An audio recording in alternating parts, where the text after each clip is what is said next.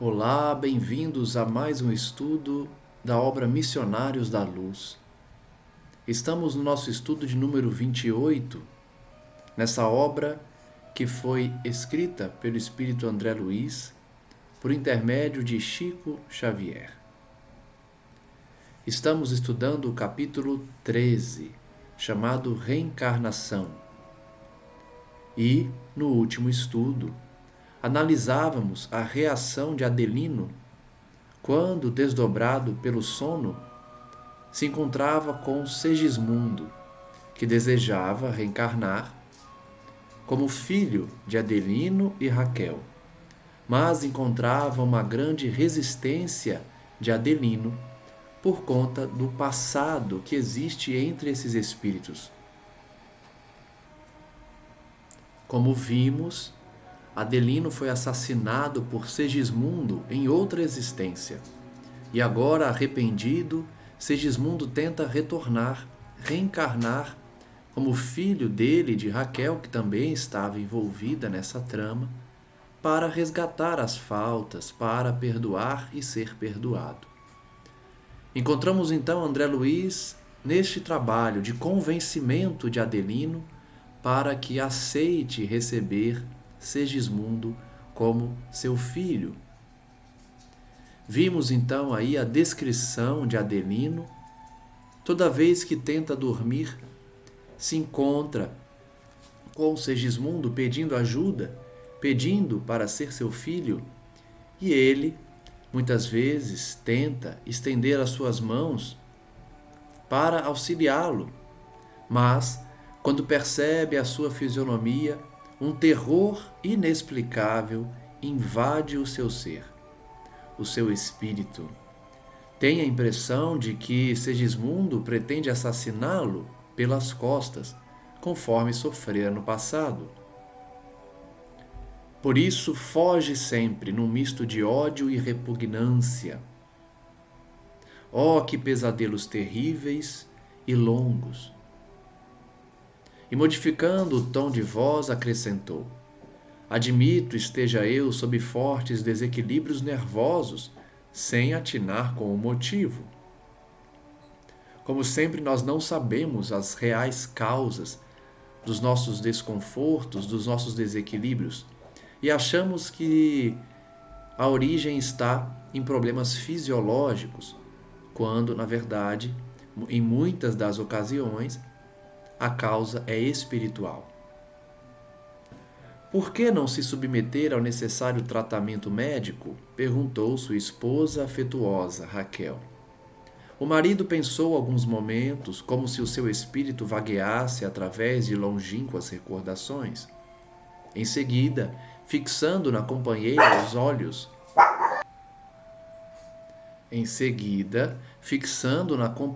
os olhos, muito brilhantes, acentuou: talvez não precise recorrer a facultativos, a médicos.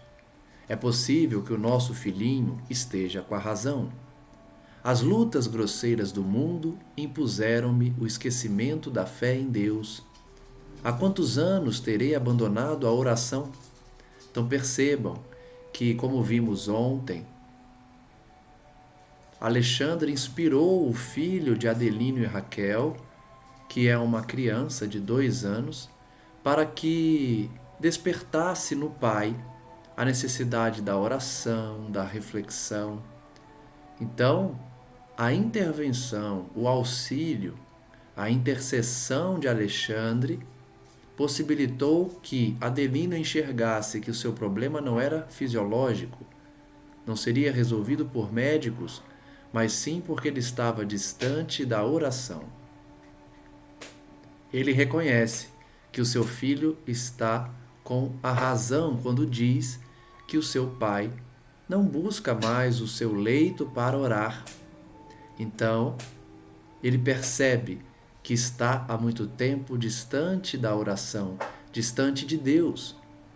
De olhos molhados e pensativos, prosseguiu: quando menino, minha mãe me educava na ciência da prece. Ensinado a curvar-me diante da vontade do Altíssimo, sentia a bondade divina em todas as coisas e ajoelhava-me confiante ao pé de minha carinhosa genitora, implorando as bênçãos do alto. Como sempre, as mães, as boas mães, que nos ensinam os valores da alma. Adelino também se recordava dos ensinamentos de sua mãe para que orasse e da prática diária da oração. Depois vieram as emoções dos sentidos, o duelo com os maus, a experiência difícil na concorrência ao pão de cada dia. Desde então, perdi a crença pura que sinto necessidade de retomar. Essa situação é muito comum As pessoas se distanciam da religião, da prece, do contato com o divino por conta das obrigações diárias, da profissão, do trabalho, da dedicação à carreira. Adelino, então, depois de ter se distanciado por esses motivos, resolve retornar a um contato maior com a divindade.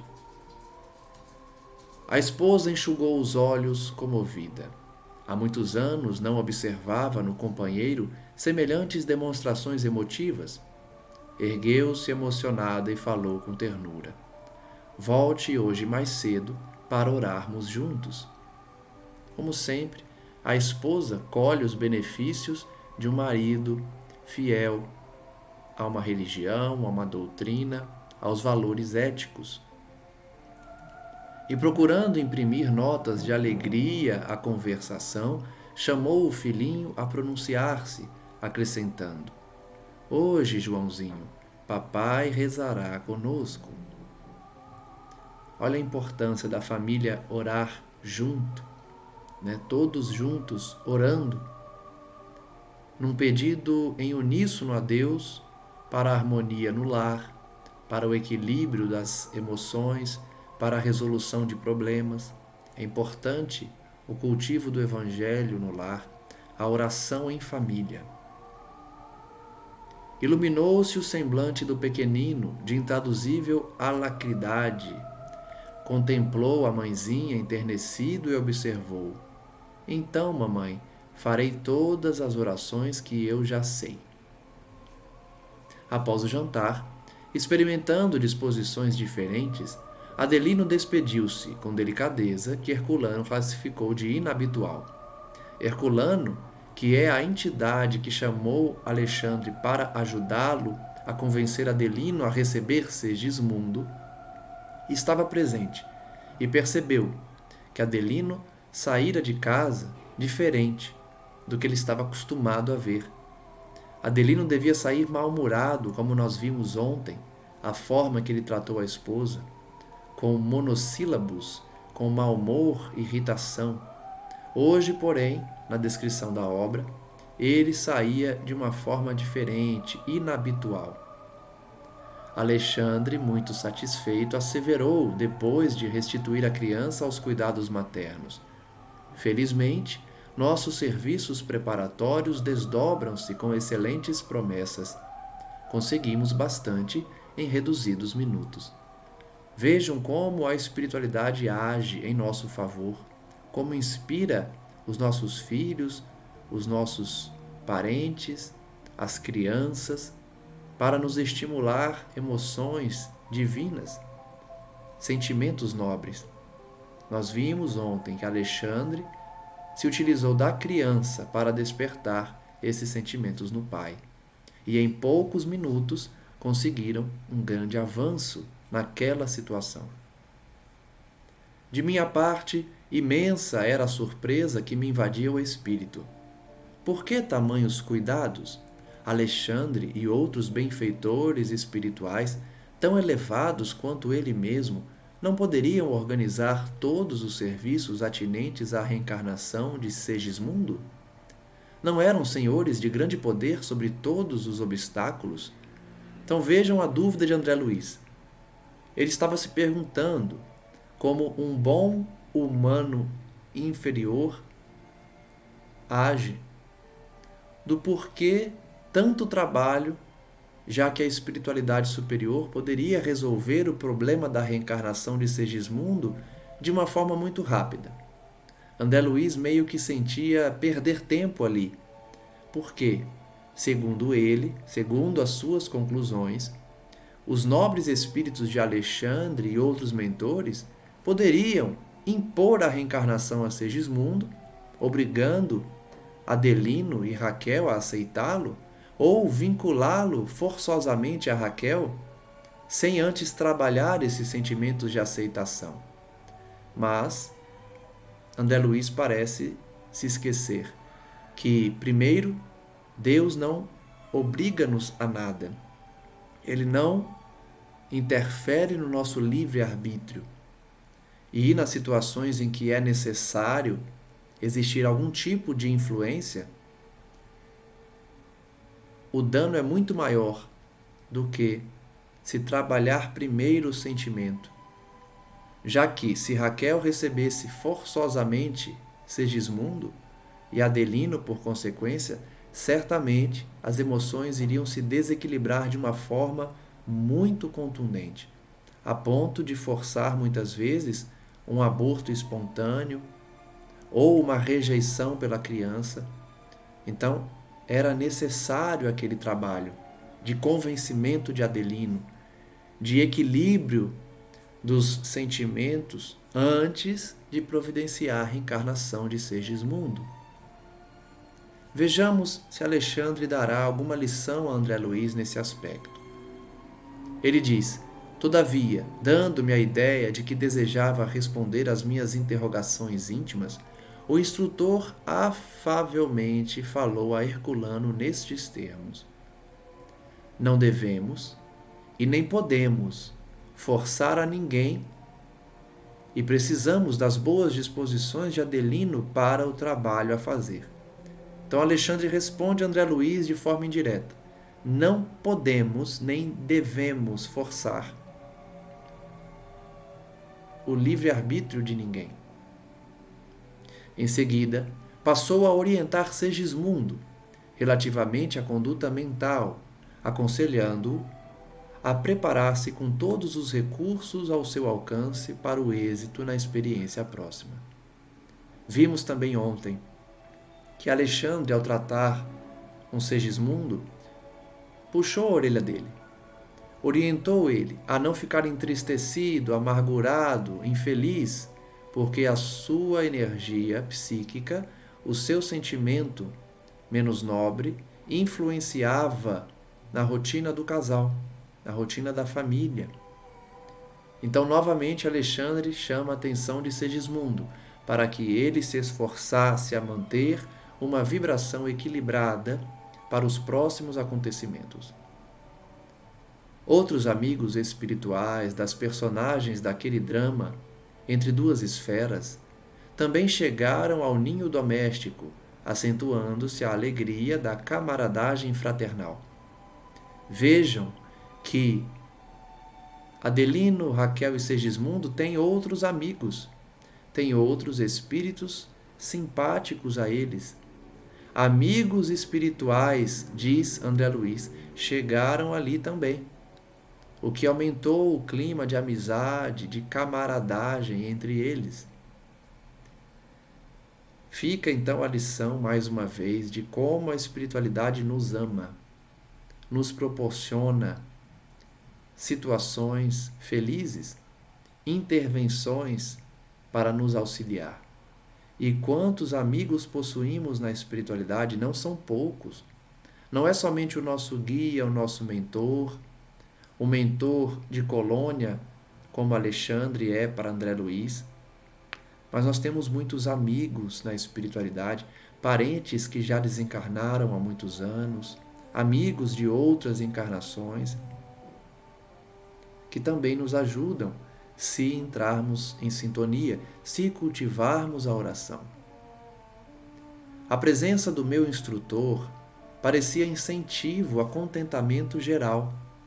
Alexandre sabia conduzir a palestra elevada e comunicava seu valioso otimismo a todos os companheiros. É fácil de compreender como a presença de Alexandre trazia alegria. É só pensarmos na mesma situação, se nós estivéssemos nela. Acostumados a visitar um amigo que está sempre mal-humorado, cabisbaixo, nervoso, e um belo dia, quando chegamos nesse mesmo local, vemos que há uma entidade nobre ali, um espírito de escol, um espírito iluminado, ajudando o nosso amigo. Então, é claro, todos nós nos sentiríamos muito alegres. Comentava-se a dificuldade da reencarnação em vista dos conflitos vibratórios causados pela incompreensão das criaturas terrestres, quando o chefe da casa voltou ao lar, interessado em cultivar as doces emoções daquele dia. Não percebam quanto tempo eles ficaram ali. Os espíritos amigos que chegaram começaram a conversar com Alexandre e com André Luiz sobre a dificuldade em convencer Adelino a receber Segismundo. E conversaram por tanto tempo que Adelino já havia retornado do trabalho. Agradavelmente surpreendidos, a esposa e o filhinho fizeram-lhe muita festa, encetando nova conversação confortadora e educativa. Devia ser a primeira vez que Adelino voltava mais cedo do trabalho. Fez-se mais de 1 hora de boa leitura e excelente troca de ideias, renovando Adelino os seus propósitos de reaver a serenidade íntima por intermédio de maior comunhão espiritual com a pequena família. Aqui há uma lição que eu já falei, muito importante, do cultivo que devemos ter do momento em família.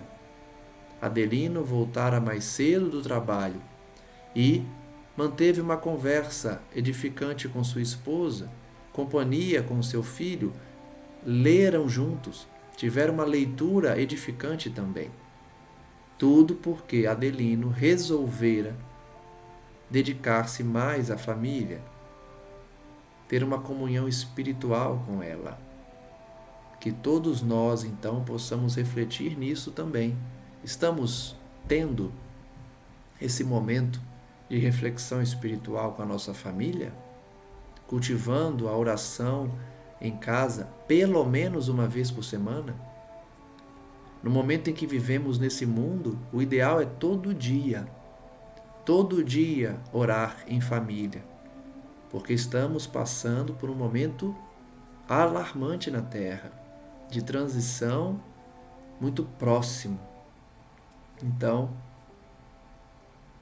que sirva de reflexão também, mais uma vez, de cultivo da comunhão espiritual com a família. Quando a mãezinha dedicada lembrou ao pequeno a necessidade de recolher-se, Joãozinho recordou a promessa paternal e indagou: Papai, sabe o que devemos fazer antes da oração? O chefe da casa sorriu e pediu-lhe explicações. O menino, com assombrosa vivacidade, esclareceu: Diz mamãe que devemos chamar os mensageiros de Deus para que nos assistam. Pois bem, tornou o genitor bem-humorado, chame por eles em nosso favor. O pequeno pronunciou algumas palavras de convite de mãos postas e, em seguida, encaminharam-se os três para o aposento íntimo. Alexandre, que parecia muito satisfeito com a lembrança espontânea do pequenino, disse-nos então: Estamos convidados a participar das suas mais íntimas orações.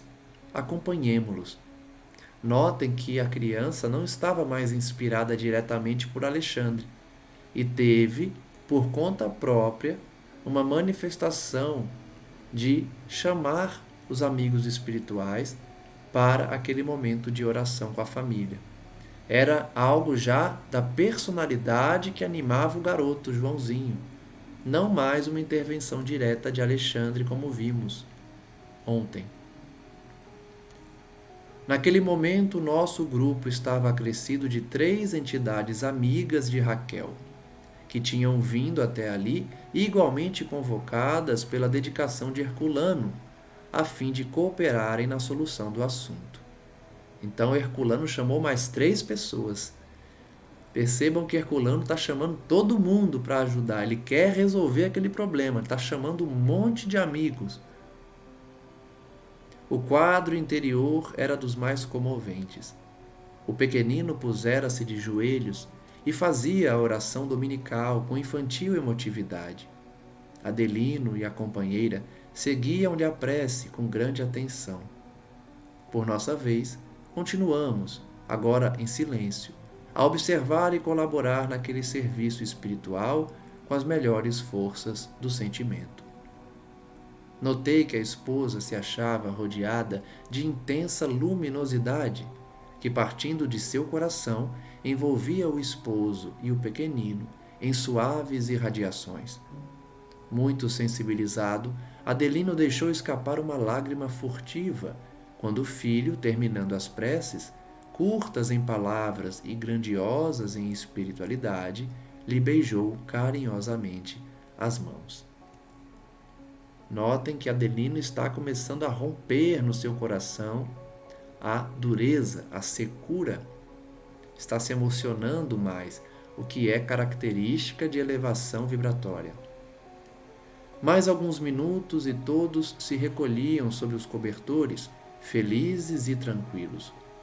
Nesse instante, Alexandre falou: Agora, meus amigos, façamos o nosso serviço de oração cooperadora. Precisamos conversar seriamente com Adelino relativamente à situação. Percebam a importância de orar antes de dormir. A oração em família proporcionou o encontro de Adelino com entidades felizes. Queriam ter uma conversa séria com ele. Então, o cultivo da oração, especialmente antes de dormir, proporcionou aquele momento.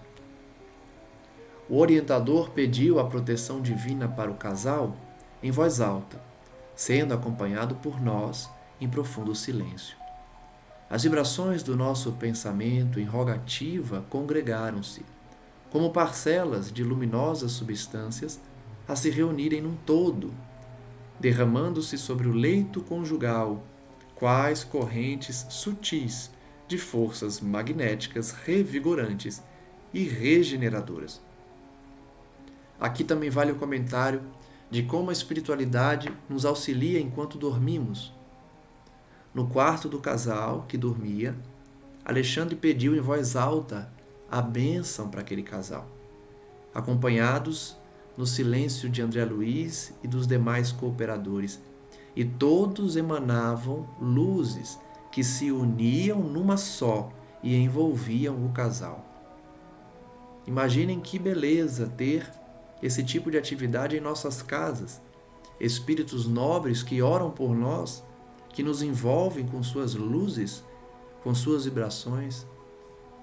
Basta querermos, basta mantermos o ambiente equilibrado, sadio emocionalmente, psiquicamente em casa, para também receber esse envolvimento dos espíritos nobres. Foi então que vi Raquel abandonar o corpo físico, dentro de luminosas irradiações, parecendo-me alheia à situação. Despreocupada, feliz, abraçou-se com uma das entidades que nos acompanhavam, velha senhora que Alexandre nos apresentara pouco antes, declarando tratar-se da avó materna da dona da casa. Então Raquel recebia a visita da mãe, da avó, da avó, em espírito. Desdobrou-se então, não entendia muito a situação, mas reconheceu a avó e foi abraçá-la.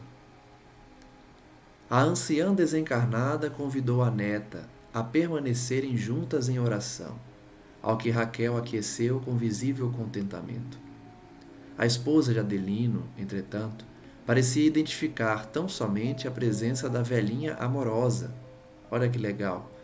Raquel só enxergava a avó, não enxergava Alexandre, André Luiz, Herculano e as outras duas amigas. Olha quanta gente ela não enxergava. Segismundo também não. Só enxergava a avó. Fixava em nós o olhar indiferentemente, como se ali não estivéssemos. Estranhando o fato, dirigi-me ao instrutor, pedindo-lhe explicações.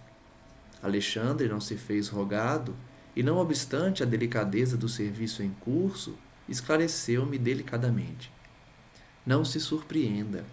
Cada um de nós deve ter a possibilidade de ver somente aquilo que nos proporcione proveito legítimo. Então, se ela visse os demais, ela provavelmente iria se assustar, iria ficar confusa, com temor, amedrontada. Então, a divindade faz com que ela só enxergasse a avó, para que não desequilibrasse o seu coração, os seus sentimentos. Além do mais, não seria justo intensificar a percepção de nossa amiga para que nos acompanhe no trabalho desta noite. Ela nos auxiliará com o valor da oração, mas não precisará seguir de perto os esclarecimentos que a condição do esposo requisita. Aquele encontro era muito mais para Adelino do que para Raquel. Raquel não precisava acompanhar a conversa com Adelino. Ela já aceitava Segismundo. Ela não precisava ser convencida. Então ela iria auxiliar por meio da oração. Quem faz o que pode recebe o salário da paz. Quem faz o que pode recebe o salário da paz. Raquel vem fazendo o quanto lhe é possível para o êxito no desempenho das obrigações que a trouxeram ao mundo. Então, ela aceitava ser mãe. Por isso mesmo, não deve ser advertida e nem perturbada. Não era necessário conversar com Raquel, ela já estava cumprindo seus deveres. Atendamos Segismundo e Adelino. Satisfeito com as elucidações recebidas e admirando a justiça divina a manifestar-se nos mínimos pormenores de nossas atividades espirituais, observei que a companheira de Adelino se mantinha não longe de nós, em fervorosa prece. Nesse momento, o esposo de Raquel afastava-se do corpo físico pesadamente. Então, primeiro desdobrou-se Raquel, agora desdobra-se Adelino, pesadamente. Não apresentava, tal qual a consorte, um halo radioso em derredor da personalidade, parecendo mover-se com extrema dificuldade. Então, enquanto Raquel tinha uma iluminação própria, Adelino não. Parecia se mover com dificuldade. Enquanto seu olhar vagueava no quarto, angustiado e espantadiço, Alexandre se aproximava de mim e observava. Está examinando a lição? Repare singularidade da vida espiritual. Singularidades da vida espiritual. Adelino e Raquel são espíritos associados de muitas existências em comum. Partilham o mesmo cálice de dores e alegrias terrestres. Na atualidade, seus corpos repousam um ao lado do outro, no mesmo leito. Entretanto, cada um vive em plano mental diferente. Olha que lição! Alexandre fez questão de chamar a atenção de André Luiz para perceber esse detalhe. Adelino e Raquel são espíritos companheiros de muitos séculos. Vivenciaram alegrias e dores juntos. Naquela encarnação, mais uma vez, compartilhavam experiências, dormindo na mesma cama. Porém, Raquel estava num nível espiritual diferente do de Adelino. A sua condição mental, psíquica, era totalmente diferente da condição de Adelino. Enquanto ela desdobrava-se, iluminada, tranquila, encontrando-se com a sua avó, Adelino tinha grande dificuldade no desdobramento. Estava pesado, estava se movimentando com muita dificuldade. Apesar, então, de dividirem a mesma cama, cada um tinha um plano mental diverso. É muito difícil estarem reunidas nos laços domésticos as almas da mesma esfera. Olha só que informação interessante, hein? É muito difícil que dois espíritos se reúnam em matrimônio vindo da mesma esfera. Esposo e esposa, portanto, geralmente não estão na mesma sintonia, na mesma elevação. Alexandre usou a expressão: é muito difícil reunirem-se almas da mesma esfera. Raquel, fora dos veículos de carne, pode ver a avózinha, com quem se encontra ligada no mesmo círculo de elevação. Adelino, porém, somente poderá ver Segismundo, com quem se encontra imantado pelas forças do ódio que ele deixou imprudentemente desenvolver-se de novo em seu coração. Então, como eu disse, Raquel vê a avó, desdobra-se iluminada, enquanto Adelino pesadamente desdobra-se e não enxerga ninguém ali, não enxerga nem a própria esposa desdobrada, nem a sua avó, nem Alexandre, nem André Luiz, nem Herculano e as demais entidades ali presentes. Ele só enxerga Segismundo porque está vinculado a ele pelos laços do ódio que ele próprio reavivou. Notem que Alexandre fala aqui de novo. Ele usa a expressão de novo. Por quê? O ódio que existia entre Segismundo e Adelino havia reduzido-se quando eles reencarnaram. Porém, a convivência com o espírito de Segismundo, que tentava reencarnar, fez com que Adelino reavivasse esses laços de ódio. A palavra do orientador, contudo, foi interrompida por um grito lancinante. Adelino, receoso, identificara a presença do antigo adversário e, espavorido, tentava correr inutilmente. Então Adelino, assim que desdobrou-se e identificou Segismundo, deu um grito de horror, de medo, de pavor e tentou sair correndo sem conseguir. Talvez por isso muitas vezes nós sonhamos que estamos tentando correr e não saímos do lugar. É muito comum essa sensação durante um sonho, uma vivência no plano espiritual em desdobramento. Nós tentamos correr e não conseguimos. Movimentava-se com dificuldade, ansioso de retomar o corpo físico, à maneira de criança medrosa procurando um refúgio. Mas Alexandre, aproximando-se dele com amorosa autoridade, estendeu-lhe as mãos, das quais saíam grandes chispas de luz. Então Adelino tentava acordar, voltar para o corpo físico, e Alexandre veio em sua direção iluminado. Contido pelos raios magnéticos, o esposo de Raquel pôs-se a tremer, sentindo-se que ele começava a ver alguma coisa além da figura do ex-inimigo. Então, mesmo Alexandre indo na sua direção, de mãos estendidas e luminosas, Adelino ainda não estava vendo Alexandre.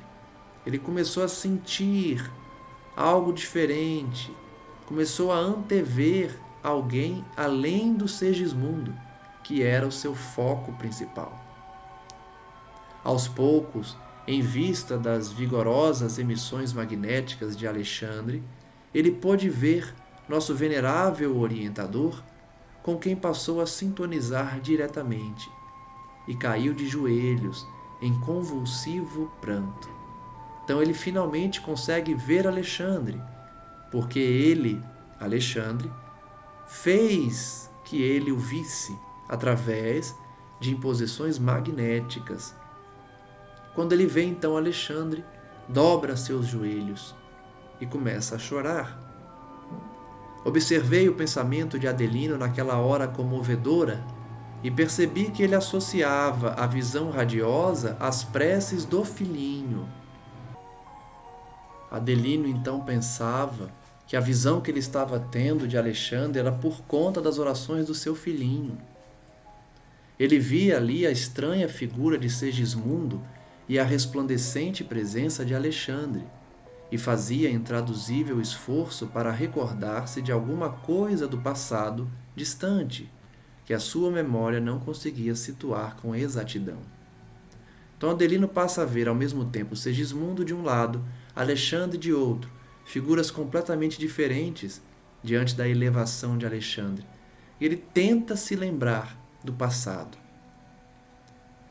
Supôs naturalmente que o nosso mentor devia ser um emissário do céu para salvá-lo dos pesadelos cruéis, e ofuscado pela intensa luz, soluçava genuflexo entre o medo e o júbilo, suplicando paz e proteção. Ele pensava que Alexandre, portanto, era um anjo salvador, queria socorrê-lo, queria afastar Segismundo e trazer conforto a ele. O bondoso instrutor dirigiu-se para ele com a serenidade de um pai carinhoso e experiente e, levantando-o, exclamou: Adelino, guarda a paz que te trazemos em nome do Senhor. E, abraçando-o de encontro ao peito amigo, continuou: Que temes, meu irmão? Ergueu ele os olhos lacrimosos e, indicando Segismundo triste, alegou sentidamente: Mensageiro de Deus, livrai-me deste pesadelo infeliz. Se viestes trazido pelas orações de meu filho inocente, ajudai-me por caridade. E, apontando o pobre amigo, continuava: Este fantasma enlouquece-me, sinto-me doente, desventurado. Alexandre, porém, fixando-o firmemente, indagou: É assim que recebes os irmãos mais infelizes? É assim que te portas ante os desígnios supremos?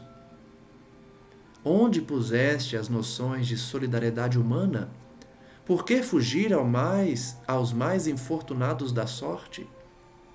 É sempre muito fácil amar os amigos, admirar os bons, compreender os inteligentes, defender os familiares, entronizar as afeições, conservar os que nos estimam, louvar os justos e exaltar os heróis conhecidos.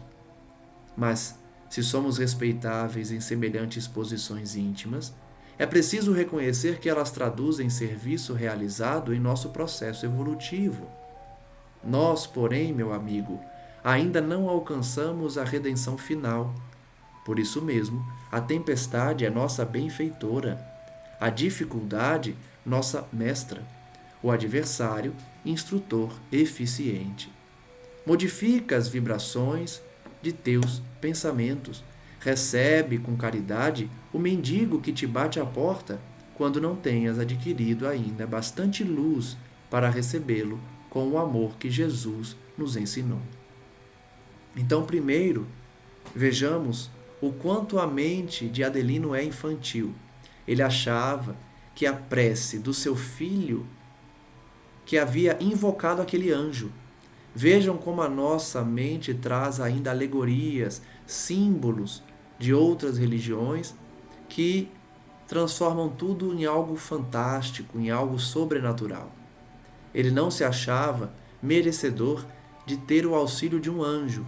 Então, concluiu que foi a prece do seu filhinho que tinha invocado Alexandre ali, para expulsar Segismundo.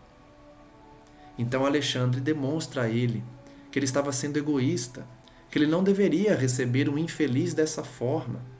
Se ele não conseguia amar um mendigo, um injusto, como Jesus ama, que ele ao menos não tivesse aquele sentimento de repulsa para quem te bate à porta.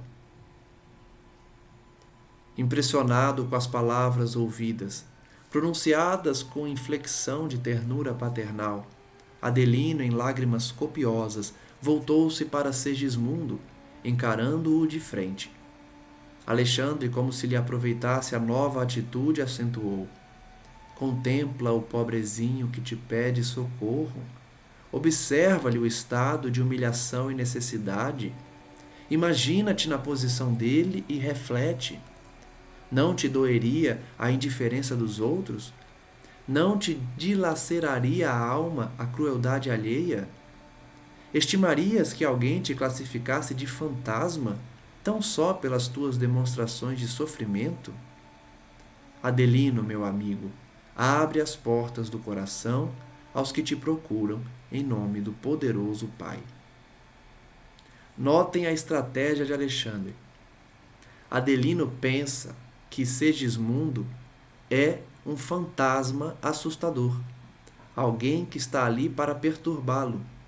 Alexandre, então, clama a Adelino que enxergue Segismundo não como um fantasma, não como um monstro que está ali assustando ele, mas como um mendigo, alguém que precisa de ajuda, de auxílio. Então ele provocava em Adelino o seu dever cristão, que certamente ele carregava de alguma religião que abraçava. Ele não revela que aquele espírito é Segismundo, é alguém vinculado a ele do passado, é alguém que foi seu assassino, inclusive. Ele não fala isso, porque isso certamente iria causar um pavor no Adelino. Ele usa da estratégia divina para convencer Adelino, dizendo que ele devia cumprir um dever cristão de acolher um mendigo que batia à sua porta, atendendo, por consequência, à vontade do pai. O interpelado voltou-se, qual criança medrosa, e fixando o mentor generoso falou: ó mensageiro dos céus, tenho medo, muito medo. Algo existe entre este homem de sombra e eu, compelindo-me a profunda aversão. Creio que ele deseja roubar-me a vida, aniquilar a minha felicidade doméstica, envenenar-me o coração para sempre. Percebam as mensagens indiretas que Adelino recebia da presença de Segismundo. As lembranças do passado assomavam à sua mente não com uma memória perfeita, mas com sentimentos. Então a presença de Segismundo despertava nele medo, receio de ser morto, de ter a paz do ninho doméstico perturbada. Por quê? Porque no passado Segismundo realmente tinha causado isso. Então a presença de Segismundo fazia ele recordar do sentimento, da sensação que ele sentiu quando foi assassinado e, logicamente, os anos que se seguiram da perseguição. Então ele não sabia dizer porquê, mas sentia medo, sentia repulsa, por receio de ser morto, assassinado novamente. Compreendi que a aproximação de Segismundo despertava em Adelino, reencarnado, as reminiscências do passado sombrio. Acabei de falar. André Luiz está aí dizendo que percebeu também a presença de Segismundo despertava as lembranças das reencarnações passadas. Ele, a vítima de outro tempo, não conseguia localizar os fatos vividos, mas experimentava no plano emotivo as recordações imprecisas dos acontecimentos, cheias de ansiedades dolorosas. Acabei de falar, ele não se recordava como memória, mas trazia a emoção da lembrança. Não se recordava do que tinha acontecido, mas a emoção vinha inteira, aflorava. Emoção de medo, de receio, de perder a sua família, de perder a própria vida, inclusive. Fim do ligeiro intervalo, Alexandre objetou. Não deves permitir a intromissão de forças negativas e destruidoras no campo íntimo da alma. É sempre possível transformar o mal em bem, quando há firme disposição da criatura no serviço de fidelidade ao Senhor. Lembrem-se que a todo momento os Espíritos nos aconselham. Basta uma vontade firme nossa para transformarmos o mal em bem. Por isso que eu sempre digo aqui, para nos livrarmos de qualquer vício, de qualquer sentimento infeliz, da depressão, da melancolia, do desespero, basta uma vontade firme. Depende do indivíduo sair das situações tenebrosas, sofridas, angustiantes. Considera, meu amigo, as grandes verdades da vida eterna. Ainda que este irmão te procurasse na condição de um adversário, ainda que ele te buscasse como inimigo feroz, deverias abrir-lhe o espírito fraternal. Então Alexandre continua batendo na mesma tecla com Adelino. Seja cristão. Observe o dever do cristão. Mesmo que seja um inimigo bater na sua porta, receba ele com espírito de fraternidade. No primeiro momento ele falou, é um mendigo que está pedindo ajuda. Agora ele diz, mesmo que não seja um mendigo, mesmo que seja um inimigo seu, abra o espírito fraternal para recebê-lo. Toda reconciliação é difícil quando somos ignorantes na prática do amor. Olha que frase. Nós todos somos ignorantes na prática do amor, somos inferiores ainda. Por isso, reconciliar é tão difícil para nós. Perdoar o inimigo, ser amigo novamente de alguém que nos traiu a confiança é muito difícil. Por quê? Porque somos ignorantes na prática do amor. Mas sem a reconciliação humana, jamais seria possível nossa integração gloriosa com a divindade. Importante também isso porque demonstra que nós não atingiremos a perfeição relativa enquanto não aprendermos a nos reconciliarmos com os nossos adversários. Por isso Jesus ensinou, antes de orar, antes de buscar o templo e fazer a oferta e fazer a oração, reconcilia-te com seu adversário primeiro. Senão não adianta. Nós não conseguiremos evoluir moralmente, elevar o nosso espírito, enquanto não aprendermos a nos reconciliarmos com os adversários. Geralmente a gente faz o contrário. A gente não quer ver mais a pessoa nunca mais. A gente cria aversão ao adversário. E aí muitos vão dizer, mas isso é instinto de sobrevivência, isso é natural, isso é saudável. Quanto mais eu ficar longe do inimigo, mais paz eu terei, mais saudável emocionalmente eu serei. Tudo bem, tem um pouco de verdade nisso aí. Por um tempo, nós precisamos sim nos afastar de um adversário, mas não pode ser para sempre. Não pode ser indefinidamente. Em algum momento nós teremos que reconciliar. Se não for nessa encarnação, será na outra. Não há dúvida disso. Por isso esse é um outro conselho muito repetido pelos mentores. Reconcilia-te agora, para que não tenhas que voltar com aquele inimigo numa outra encarnação. Na situação de esposo, de esposa, de filho, de irmão.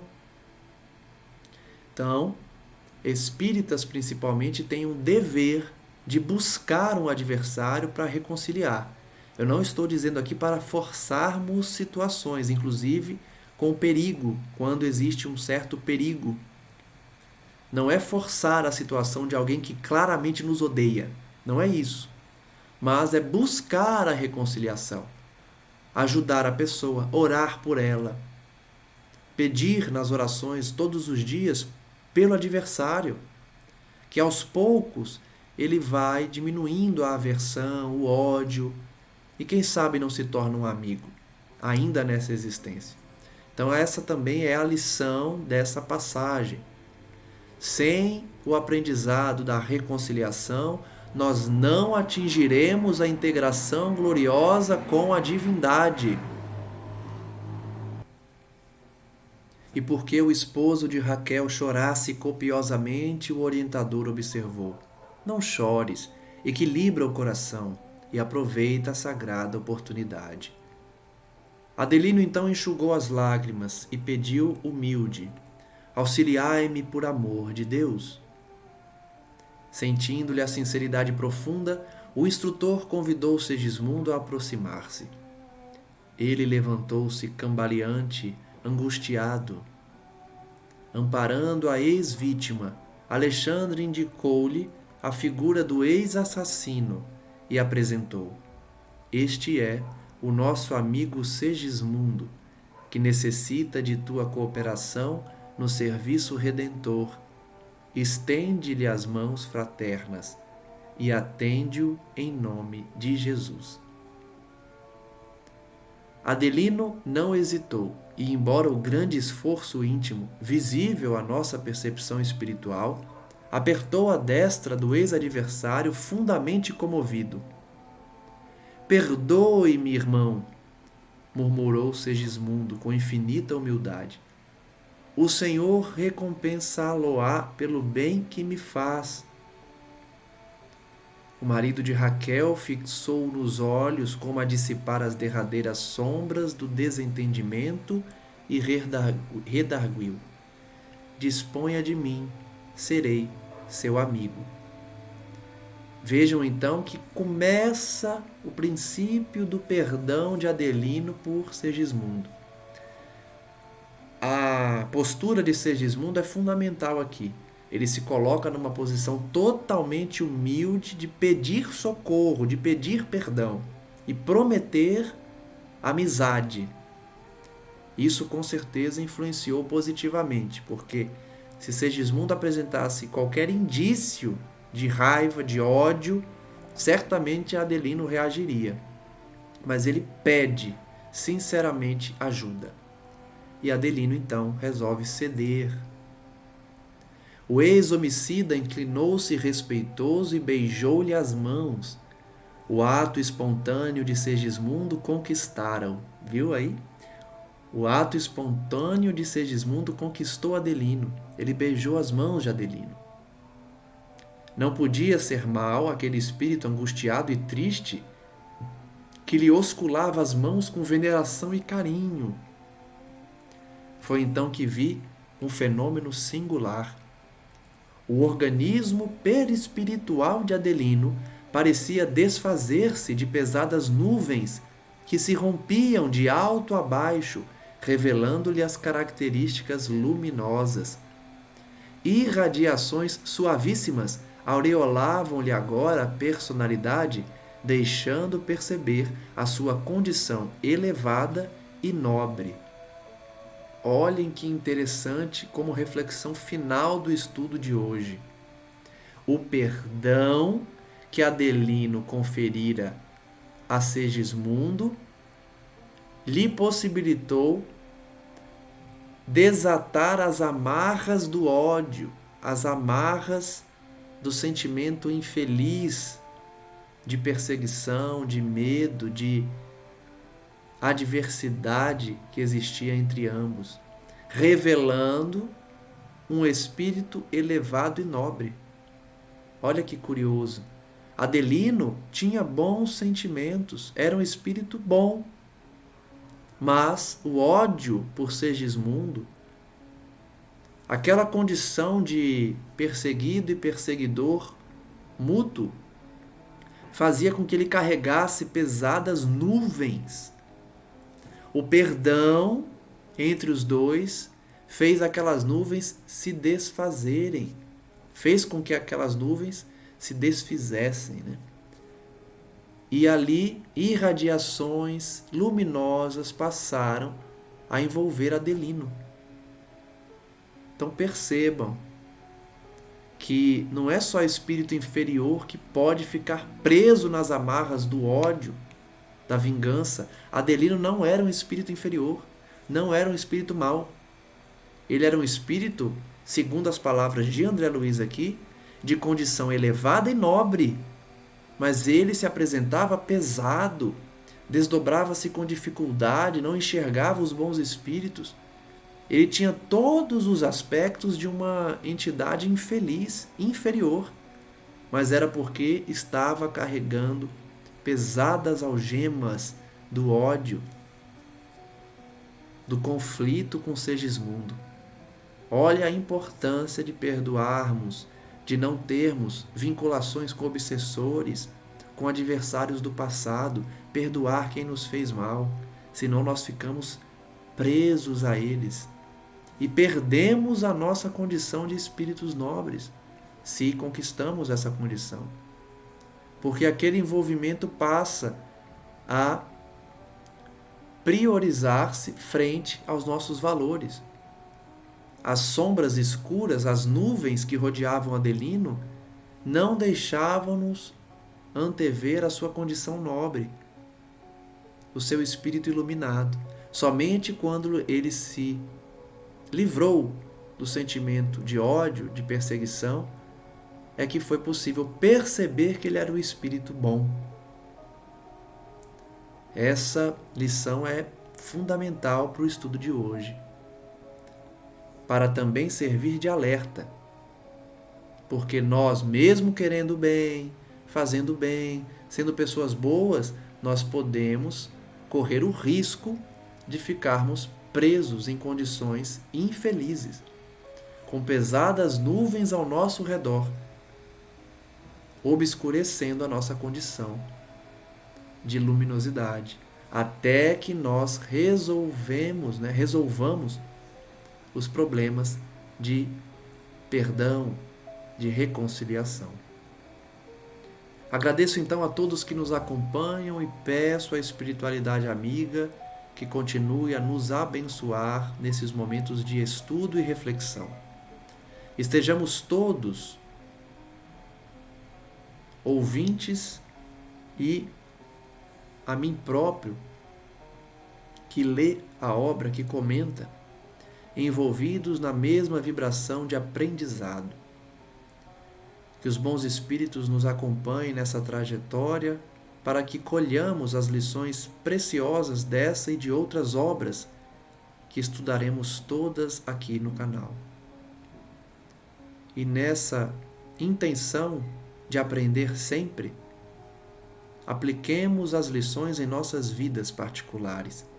Cada um que nos ouve, cada um que estuda conosco, aplique em sua vida o que aprende aqui, o que reflexiona, o que percebe da misericórdia divina em nossas vidas, desenhadas aqui nas experiências de André Luiz e dos demais personagens, já que todos nós passamos por situações parecidas ou até mesmo idênticas àquelas descritas nas obras.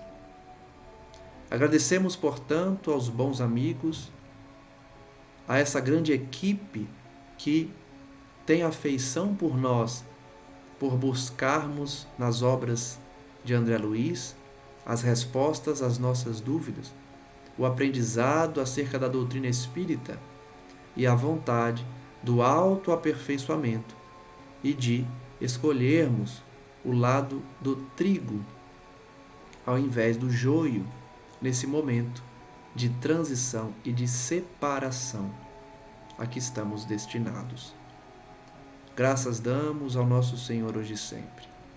E que essa paz invada o lar de todos que estão nos acompanhando e que estão em nossas mentes, parentes, amigos, conhecidos, adversários, todos que precisam alterar a sua visão de mundo, a sua prioridade na Terra, para valorizar as conquistas da alma, ao invés da busca incessante dos prazeres e dos interesses terrenos.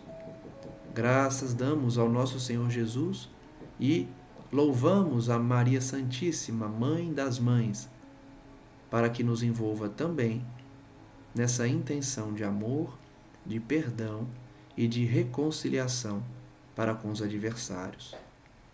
Que assim seja. Graças a Deus.